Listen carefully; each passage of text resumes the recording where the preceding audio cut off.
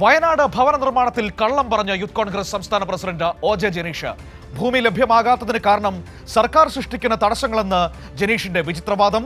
1,05,00,000 രൂപ സമാഹരിച്ചതായും യൂത്ത് കോൺഗ്രസ് സംസ്ഥാന അധ്യക്ഷൻ പറയുന്നു.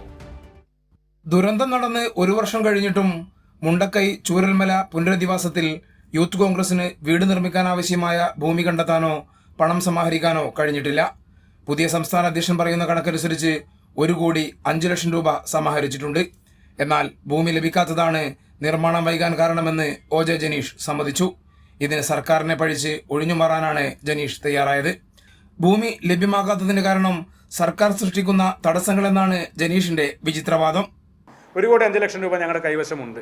ഞങ്ങൾക്ക് വീട് നിർമ്മാണം തുടങ്ങാൻ സമയം വൈകിയതിൻ്റെ കാരണം പലരും ഞങ്ങൾക്ക് വാഗ്ദാനം ചെയ്ത ഭൂമികളിൽ പോലും ഞങ്ങൾക്ക് വീട് വെക്കാൻ കഴിയാത്ത ഒരു സാഹചര്യം അവിടെ ഉണ്ടായതുകൊണ്ടാണ് വൈകിയത്. സർക്കാരിൻ്റെ ഭാഗത്തു നിന്ന് ഉണ്ടാകേണ്ട ഒരു കാര്യമെന്ന് പറയുന്നത്, സന്നദ്ധ സംഘടനകൾ വീട് നിർമ്മിച്ചു കൊടുക്കാൻ തയ്യാറാകുമ്പോൾ സന്നദ്ധ സംഘടനകൾക്ക് നിർമ്മിക്കാൻ ഉദ്ദേശിക്കുന്ന സ്ഥലത്തിലെ നിയമപരമായ നൂലാമാലകളിൽ നിന്ന് ഒഴിവാക്കി കൊടുക്കണം. അതിന് പകരം ഞങ്ങളെയൊക്കെ എങ്ങനെയൊക്കെ പ്രയാസപ്പെടുത്താമോ ആ പ്രയാസപ്പെടുത്തിക്കൊണ്ടിരിക്കുകയാണ്. സർക്കാർ ഒരു തടസ്സവും സൃഷ്ടിക്കുന്നില്ല എന്നിരിക്കെയാണ് ഇത്തരമൊരു വാദം യൂത്ത് കോൺഗ്രസ് അധ്യക്ഷൻ ഉന്നയിക്കുന്നത്.